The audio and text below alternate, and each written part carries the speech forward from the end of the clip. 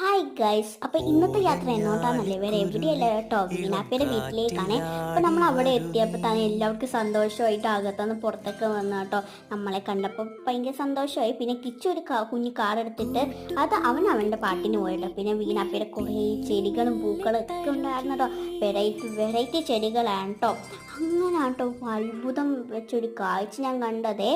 ഇന്നും മഴയ്ക്ക് വീണ മാങ്ങയാട്ടോ ഈ പാത്രം നടച്ചിരിക്കുന്നത്. പിന്നെ വീടിൻ്റെ ഫ്രണ്ടിൽ തോടും വീടിൻ്റെ ബാക്കിൽ പാടത്ത് വെള്ളം കയറ്റിയിട്ടിരിക്കും കേട്ടോ.